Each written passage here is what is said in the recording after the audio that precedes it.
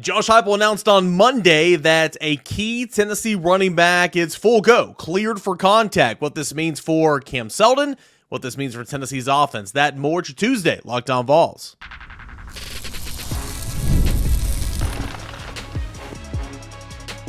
You are Locked On Vols, your daily podcast on the Tennessee Volunteers. Part of the Locked On Podcast Network, your team every day. Hey, good Tuesday morning, everybody. Welcome into Locked On Vols. I am Eric Kane. We're a part of the podcast Locked On Podcast Network, where it is your team every single day. Can't thank you enough for making Locked On Vols your first listen, your first watch here on a Tuesday morning. Big shout out to FanDuel Sportsbook, where you can make every moment more. And right now, FanDuel is offering you to bet $5, and you're going to get a 3-week free trial of NFL Sunday Ticket from YouTube and YouTube TV. That's only at FanDuel.com/locked on to go ahead and get started. We got a busy Tuesday coming up. It was a busy, newsworthy Monday over on campus as Tennessee's kind of wrapping up fall camp and going into a mock game week this week because, this time next week it will be game week. So it's important for the team to kind of go through, hey, this is what a Monday during the season will look like. This is what a Tuesday during the season is going to look like, not only for the players, but for the coaches as well. We got Josh Heupel, I guess it was last Thursday, and we got him again here on a Monday, but Josh Heupel will speak every single Monday throughout the season. So mock game week, not just for the players, but also for the coaches. But during that conversation, had some insights on Nico, had some insights on Cam Seldon, the Tennessee running back room, and a whole lot more. We'll get into that here in just a second. Brett McMurphy from the Action Network, not high on Tennessee this year. We will tell you specifically how much he disdains Tennessee this year and how much he dislikes Tennessee, and we'll kind of tell you how that's just not going to happen in 2024, and then your questions, you everydayers, in segment number 3. All right, so some of the big news from Josh Heupel on a Monday. Well, Nico Iamaleava is back at practice. He was back out there on the grass, as Josh Heupel would say, going through practice drills and all that type of stuff. He did not scrimmage on Thursday, as we mentioned. He had woke up, had a stomach bug, and that actually lingered for a couple of days, and he was not at practice on Saturday as well, from people that I spoke to, or at least he wasn't a full participant because, again, he had a little bit of a stomach bug, but nonetheless, that's all it was. It was just a little bit of a stomach bug, but Josh Heupel said he was back. Josh Heupel said that he's great. He was going through drills, and, he's not going to offer much anymore on that, but the important thing is that Nico is back out on the practice field, and that's great. We all get sick sometimes. We can't really control it. And I will say this, it's better to have a stomach bug 2 weeks before the regular season opener rather than 2 weeks after or during the regular season opener. So good that Josh Heupel said that Nico was back in the swing of things. Important note, there was a question asked about the running back room, the status, the health of the running back room. This is towards the end of his press conference, and specifically, the question was asked about Cam Seldon. And if I can find the direct quote here, excuse me. Josh Heupel said, quote, "They've been really good. Peyton Lewis and Cam Seldon, different because of the timing of their surgeries, but both of them have been exposed to more things throughout the course of training camp. Both of those guys are full go right now, and Dylan Sampson, is in a great spot, as is Khalifa Keith. So really excited about that group." He was followed up with, "So you're saying Cam Seldon has been cleared for contact? He's been practicing with us, yes, sir." So we'll figure out exactly what that means. In talking with some people close to the program, I think the plan is for Cam Seldon to try, right? And the goal is for Cam Seldon to be available week 1, when they play Tennessee Chattanooga. So, what can that look like? Well, we'll talk about that here in a moment, but if he's available and if he's, full go clear contact, that's a great sign. He's been out there whenever media's been out there and, viewing some of the practice, the stretching, and a little bit of individual that we get to see. He's been out there doing all that type of stuff, but he's had the red non-contact jersey on. Now, there's a lot of practice that we don't see. In fact, we don't see any more practice, right now, because, we won't see any more of that little section until bowl season. But he very well could be doing some contact when we're not there. I don't know.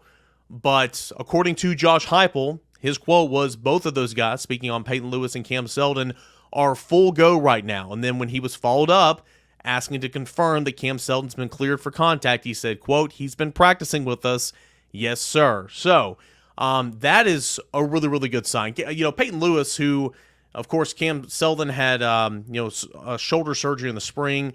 Peyton Lewis had a shoulder procedure, kind of going back to his senior year of high school, but that happened when he got on Tennessee's campus in the winter as well. So both of those guys, different, as Heupel pointed out, different timing. But Peyton Lewis has been, going through things, and he's been a full participant in fall camp. He did have a red non-contact jersey on for a couple of days, but then he scrimmaged in both of the scrimmages. So I think that he's looking, pretty good, and obviously, kind of coming up to speed. He's got a high ceiling. Cam Seldon, he's probably the fastest guy on the team.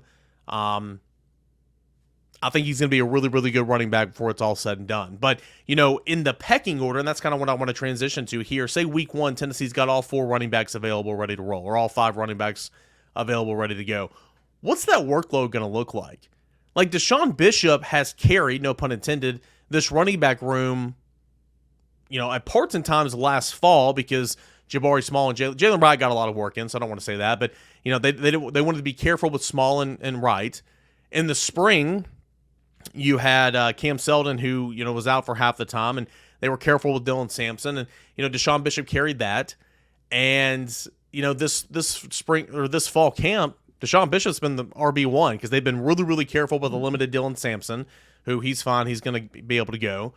But, it's kind of like that whole bubble wrap metaphor, right? You want to make sure that he's ready to go for the season. So he's been extremely limited. Cam Seldon's had that red non-contact jersey on for much of fall camp. Peyton Lewis has kind of been playing catch-up. So DeSean Bishop's been carrying the load. Again, no pun intended. If you enter week 1 against Chattanooga, say Sampson's available, which I anticipate he will be, I would not be giving Sampson a ton of work against Chattanooga. I just wouldn't. Okay? Cam Seldon, if he is available, I think there's a difference in him being available and a difference in him getting 10 carries for 50-plus yards or whatever like he was in the Citrus Bowl. Sure, he can be available, but maybe they ease him back into the swing of things against Chattanooga, a couple of carries here, get hit. How do you feel? Because Cam Seldon's going to be a guy that you need to be able to count on throughout the course of the season, and specifically that next week against NC State. Peyton Lewis, the same thing. True freshman. He should be getting a ton of work. Khalifa Keith as well, but DeSean Bishop has passed Khalifa Keith. When everybody's healthy and it's all said and done, it's unfortunate because DeSean Bishop probably is your 4th option.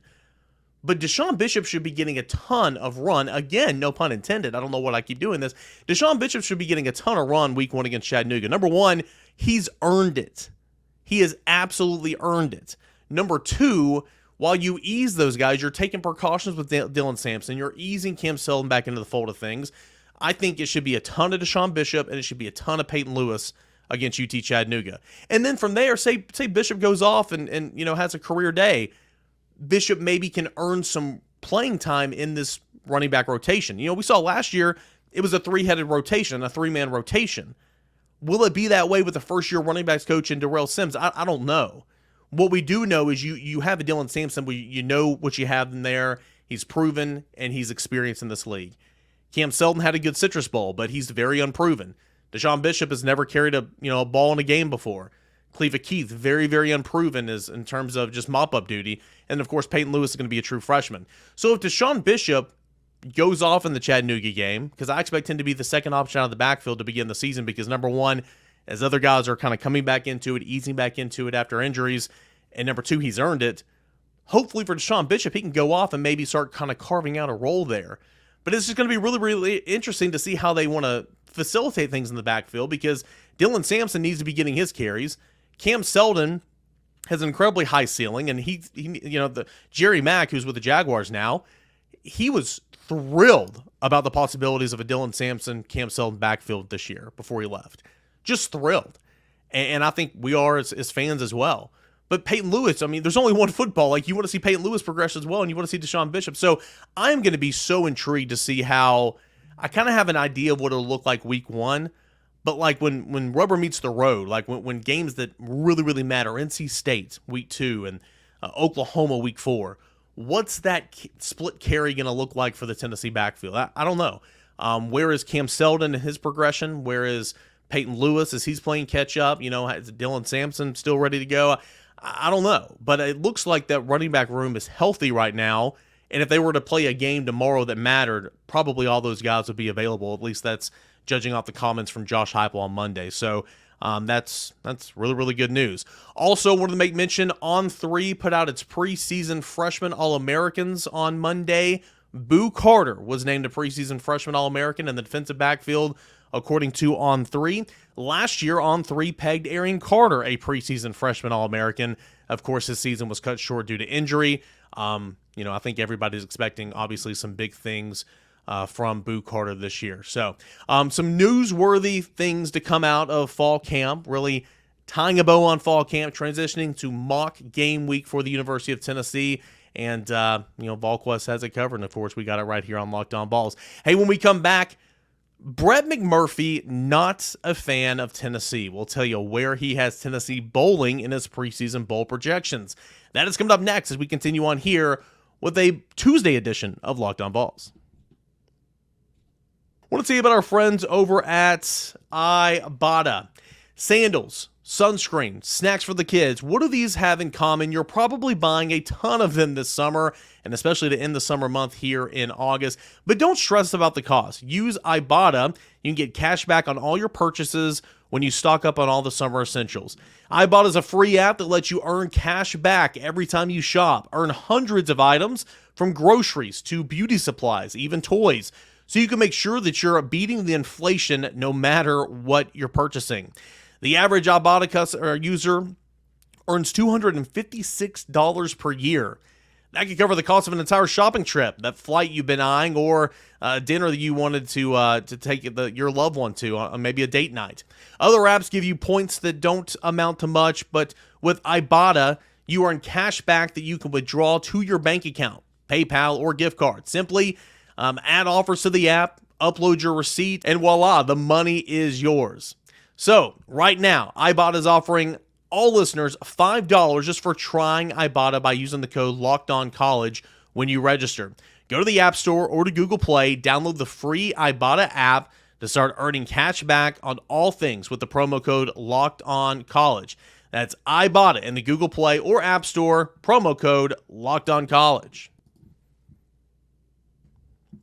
We'll go back in your Tuesday edition of Locked On Vols. I am Eric Kane. Appreciate you guys making Locked On Vols your first listen, your first watch each and every single day. Make Locked On SEC, make Locked On College Football your second and third listen here when we get done with Locked On Vols. You everydayers, mailbag coming up in segment number 3. All right, so Brett McMurphy, who used to write for The Stadium, he's with Action Network, a big-time college football media personality from a national landscape. We know about that. He put out his college football bowl projections, preseason projections for the college football playoff and every team's bowl destination here before the season starts. Again, this is just fun. It's something to pass the time. I mentioned that we're kind of in that area where, man, we made it through the offseason. Camp started. We got some things to talk about. We got some things to see. And then it's like, okay, well, they're still doing camp and you're still a little over a week away from the season. We just need football in the worst way. But, stuff like this literally means nothing, but it's something that we can talk about, and it's going to burn a segment here on Locked On Vols. So I appreciate Brett McMurphy. Not appreciative of what he has to say about Tennessee, but we'll get into that here in a moment. Just a reminder, though, as he's kind of breaking down his college football playoff, it's a 12-team playoff, debuts this year, first time ever, okay? The 5 highest-ranked conference champions, regardless of ranking, receive an automatic bid to the playoffs, with the final spots going to the remaining 7th highest-ranked teams. The 4 highest-ranked conference champions receive buys into the quarterfinal rounds, and they'll be seeded numbers 1 through 4, regardless of where the selection committee has them ranked. Even if they're ranked number 3, 5, 12, or 24, the highest-ranked conference champions receive buys into the quarterfinals, and they'll be seeds 1 through 4. So a little bit of confusion there. We'll get it. It's the first year of all this, but it just means more football games and means the football season is longer. So sign me up for that. So his college football playoff field, 1 is Oregon from the Big Ten, 2 is Alabama from the SEC, meaning he's picking Alabama to win the SEC. 3 is Miami from the ACC, 4 is Utah from the Big 12. Those are the highest-ranked 4 conference champions he has in his college football playoff field. His 5th seed is Ohio State. His 6th seed is Georgia.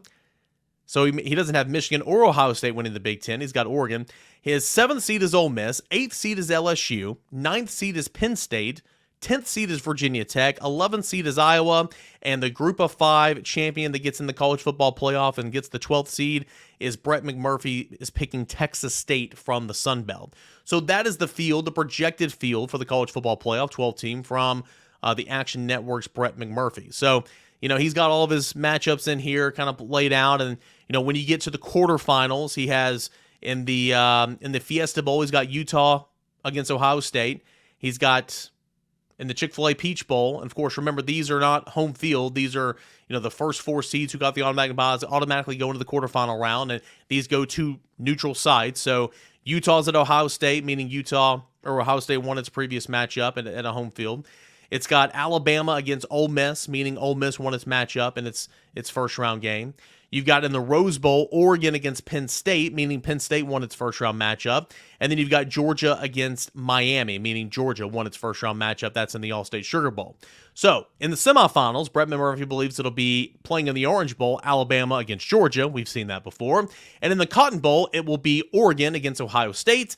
And then Brett McMurphy has in his national championship game, Oregon against Georgia with, according to his book, of course, that being Action, Georgia's a 4-point favorite. So that's a look at the college football playoff. Interesting to say the least, but okay. I mean, it's just preseason stuff, so it's not that big of a deal.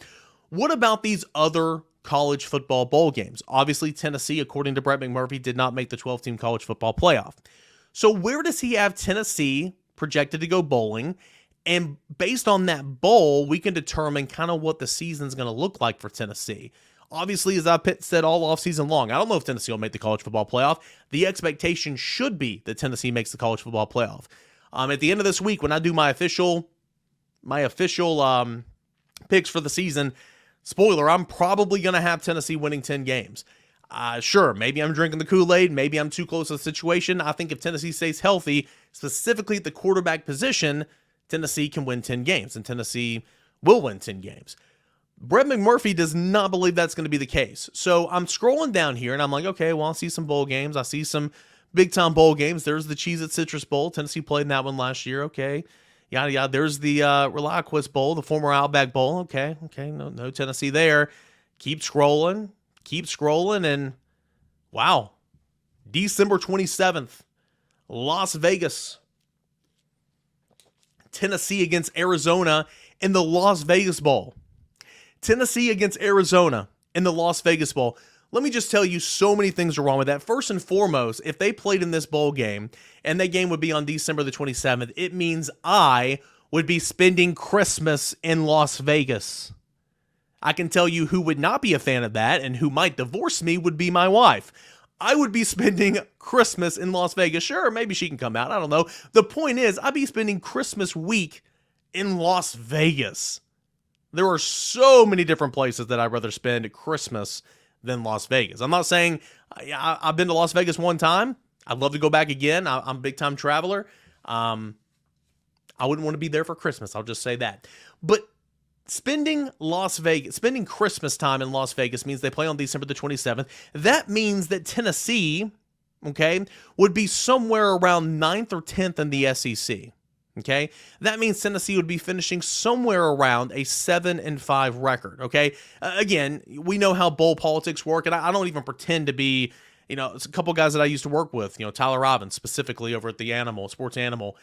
He's bowl guy. He's like, okay, well, in this bowl, this means that Tennessee's this bowl. And, oh yeah, that bowl's got to tie in here. So if they elect to go here, then they go here. I know enough. I know the basics, right? I know that typically you want to be in the state of Florida. Okay. The goal for the SEC for the longest time would be sugar, right? If you miss out on sugar, you want to be in Florida because the old Outback Bowl, the Citrus Bowl, even the Gator Bowl, those two I just mentioned earlier are far superior, but the Gator Bowl is better than the Duke's Mayo Bowl or the Music City Bowl, and of course, the Liberty Bowl. Even there's some great people there, and they would love to have Tennessee come and play at those bowl games. Don't get me wrong, but typically you want to be in the state of Florida. So I know enough in terms of, what bowls kind of sound good and everything. There are so many new bowls out there. And of course, with the expansion of the SEC, there's going to be more teams going bowling. But the Las Vegas Bowl is down on that list. Citrus Bowl would be a good one if you miss out on the 12-team playoff. The old Outback Bowl would be a great one if you miss out on the 12-team playoff. I'm not sure, to be honest with you, if the Gator Bowl would be better than the Texas Bowl, or the Music City Bowl would be better than the Liberty Bowl. I can tell you that, but those are some other bowl games that kind of come into the conversation along with the Las Vegas Bowl. So the Las Vegas Bowl means Tennessee's going to go around 7 or 5, meaning they're going to finish about 9th or 10th in the SEC this year. And I just don't agree with that whatsoever. Again, we've looked at the schedule ad nauseum, right? We've looked at, some games that are going to be big. I think Tennessee beats Chattanooga, of course. I think Tennessee beats NC State by 2 scores. I think Tennessee controls that game and punches one in late, and it's a 2-touchdown win for Tennessee. That's my opinion. We'll certainly dive into that contest more specifically on that game week, but that's kind of what I think. I think Tennessee gets past Kent State. I think Tennessee, though, it's certainly going to be a challenge. I think Tennessee's line of scrimmage play is going to be enough to beat Oklahoma on the road, though that's going to be a huge game where the Sooners will likely be favored at home. I think Tennessee wins at Arkansas. Tennessee should beat Florida at home, but we've seen that story. Alabama, 3rd Saturday in October, is going to be a tough game at home. Kentucky, Tennessee should win. Mississippi State, Tennessee should win. Georgia's going to be tough on the road. UTEP, Tennessee should win. Vanderbilt, Tennessee should win on the road. So my point being, even if Tennessee loses to Georgia, even if Tennessee loses to Alabama, even if Tennessee loses to Oklahoma, that's 3 losses, okay? Even if Tennessee loses to Florida, that's 4 losses. I don't see Tennessee losing 4 games. Even if Tennessee were to lose 4 games, Tennessee, bowl games and bowl sites want Tennessee to come because Tennessee fans will travel. There is no way that Tennessee, in my opinion, with even 4 losses, would be sent to the Las Vegas Bowl. So, again, it's off-season talk. It's something fun. We can bookmark this, go back and look later in the season, all that. That's great. It's a tough job trying to project, with all the tie-ins, who's going to go where if you don't make the playoffs and all that. I get it. I couldn't do this, okay? But Tennessee's projection to the Las Vegas Bowl is ridiculous, in my opinion, and I would assume that you would agree with me as well. You can check out his full listings. That's over the Action Network. Brett McMurphy, he breaks down all the teams going bowling with his preseason projections and the college football playoff predictions. All that and more. Go check it out over on the Action Network. All right, when we get back, we are going to dive into the everydayers, your questions, your comments, your concerns coming up next as we continue on here with a Tuesday edition of Locked On Vols. Want to see about our friends over at FanDuel Sportsbook? You heard us talk about FanDuel. It's America's #1 sportsbook. Well, we have something a little bit different for you right now, okay? So right now, through September 22nd, all FanDuel customers can bet $5 and get a 3-week free trial of NFL Sunday Ticket from YouTube and YouTube TV. Then with it on YouTube TV's base plan, you'll be able to watch every regular season Sunday afternoon out-of-market game. All you need is a Google account and a current form of payment when you can cancel anytime. So from now until September 22nd, NFL season's right around the corner right now, preseason going on right now, all FanDuel customers can bet $5 and get 3 weeks of a free trial of NFL Sunday Ticket, courtesy of YouTube and YouTube TV. Just need a Google account, a form of payment, and of course, you can cancel anytime. Make every moment more over at FanDuel this NFL season. Visit FanDuel.com/lockedon to download America's #1 sportsbook. That is FanDuel.com/lockedon to make every moment more with FanDuel. All right, we got a few more minutes left here of this Tuesday show, and we will jump into your mailbag questions. Appreciate you, everydayers, for taking the time to send in some questions. If you have a question I didn't get to, maybe you send it in after I recorded. Maybe I'll answer some of these on tomorrow's show. That's what I did last week as well. Let's go to Jamel. With the talent that we have in the receiver room, is it possible that we could see 4 or maybe even 5 receiver sets? It's not something that Hype has done much, if any, during his tenure at Tennessee, but with Nico's athletic ability and the depth in that room, in your opinion, is this a possibility? So I don't ever want to say never, but Josh Heupel's offense, with the tempo built in, pretty much means you need a tight end on the field at all times, because the tight end allows you to set up in running formations. And the tight end, outside of quarterback, obviously, and really center, I think the tight end is the most important position of this offense for Josh Heupel, because they've got to be able to do a little bit of everything. Hand on the dirt, at the line, H-back, line up in the backfield, skinny slot, regular slot, line up out wide. The versatility of having a tight end on the field allows you to run your tempo and run the football. So because of the mandate, essentially, that you need a tight end on the field at all times, we don't see a lot of 4 wide receiver sets. But to your point, Tennessee's got a heavy rotation, I believe, of wide receivers this year that should and can play and will play. So I don't know. I mean, maybe if we see 2 minutes, maybe if Tennessee's behind in the second half, but I don't think it will be a norm, especially an empty set, which means 5 wide receivers. I don't think you'll see that hardly at all because Tennessee has been one of the nation's best running attacks since Josh Heupel's been here.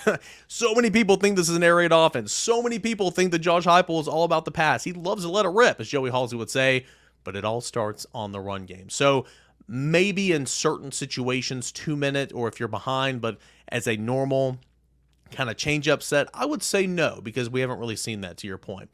Let's go to Keg 2071. Would like to know where you stand on subs and views in the Locked On Nation. Keep up the good work, man. I appreciate that. As far as overall subs, I have no clue. Behind the curtain a little bit, I always talk about YouTube, and YouTube's very important. Trust me. I'm so glad I put this show on YouTube a couple years ago. In this business, in this podcast, how I get paid, the majority of how I get paid comes from the audio side. So, Apple Podcasts, Spotify, wherever you listen, subscribe, download those automatic downloads when you open the app. That's how I get the most of my money. So, from the audio side, I don't know about network wide. I would assume that this podcast is bigger than some of the NFL teams, some of the NHL teams, some of the baseball teams, just because Tennessee is just such a great fan base and there's such a demand, right? That's why you see so many different Tennessee podcasts out there. Like, I talk with people across the network and like, yeah, man, I'm one of 2 podcasts in my market, or I'm one of 2 podcasts covering this team. And I'm like, man, must be nice. I'm like one of 53 podcasts covering the Tennessee Volunteers, right? Because the fan base just wants and craves Tennessee football year round. So, and I get to do this for a living, so I'm very, very appreciative. But with the audio side, with the college channel, I'm number 2. I've been consistently number 2 since I took it over. Josh Ward, I believe, had it at number 2, and I think I've kept it there. Maybe early on I cycled up to 1, but Auburn with Zach Blackerby just took off a couple years ago, and he's number 1 by a country mile. YouTube-wise in the college channel, I'm down a little bit. I'm like number 10 or so. Would like to, push up and get more YouTube views for sure. But I've been posting some reels. I've been posting some shorts. Subscriber-wise, I've got almost 12,000 subs. That's really, really good. That's probably, top 5 or 6 in the college channel for sure. But views-wise, I'm around number 10 in the college network. Audio-wise, I'm number 2, but I have no clue kind of where that ranks network-wide. I would assume that it's kind of up there, but that's all thanks to you guys. That is for sure. Let's go to Ross. Ross says, saw this on socials the other day. Jason Witten's son, Cooper, is ranked pretty high in the 27 class as a safety. To your knowledge, has there been any interest shown either way? To this point, no. To my knowledge, no. I'd be intrigued to see if Cooper comes to camps. With him being in classes that far out, coming to camps, coming to junior days, that's those unofficial visits, right? That's kind of how you get the ball rolling. I'm not sure if Cooper has come in camp at Tennessee. I don't know that. But right now, no. To my knowledge, there's not been anything going on there, at least yet. Let's go. See, this is from Voldog428 here. Great seeing you at the complex this past Saturday. Long time everydayer.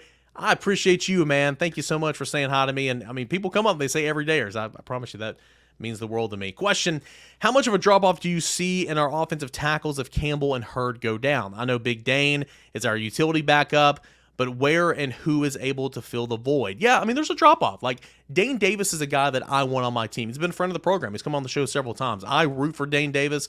I like Dane Davis. He is easy to root for. But, there's a drop-off if you go from Lance Hurd to Dane Davis. He's a competitor, but, he'd probably tell you that too. There's a drop-off if you go from, John Campbell to Dane Davis. I think there's a significant drop-off, though, if you go from Dane Davis to somebody else. And Larry Johnson's made strides, and, boy, he's transformed his body. He's looking good compared to what he looked like when he got here.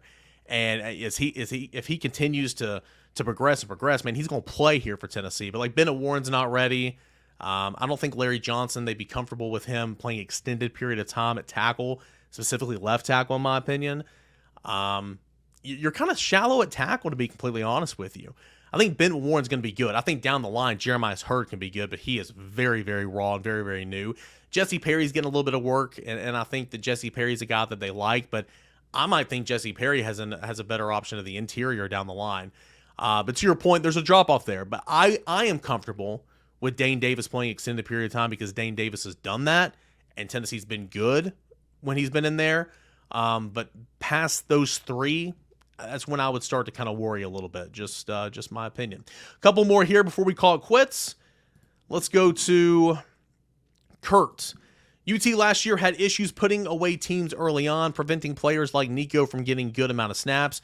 UTSA third quarter comes to mind immediately. How important is it for UT to put away UTC early to get backup reps? Or is it not as pressing as it seemed to be last year? It's always pressing to get those guys some reps, to keep them engaged, to develop depth. I mean, all that stuff is important. In my opinion, and I know Jeremy Pruitt did this against Georgia State, but I think it's a little bit different because, number one, your rosters is significantly better. I think you're going to approach UTC with the mindset of a rotation in several positions, right? I think running back is going to be a huge rotation against UTC. I think wide receiver will. I think defensive line obviously will. In certain spots, I think offensive line will. Left guard specifically. In the defensive secondary, it better be rotation. So, like, against UTC, I think it's going to be a rotation, that entire time. I mean, you saw against Virginia last year, the linebackers rotated all game long. The left guard rotated all game long. The center rotated a little bit with Cooper Mays out between Dane and Ollie. Running back rotated. So you saw that against Virginia, and that was a Power 5 team. The safeties didn't, but the safeties need to in this situation here against UTC.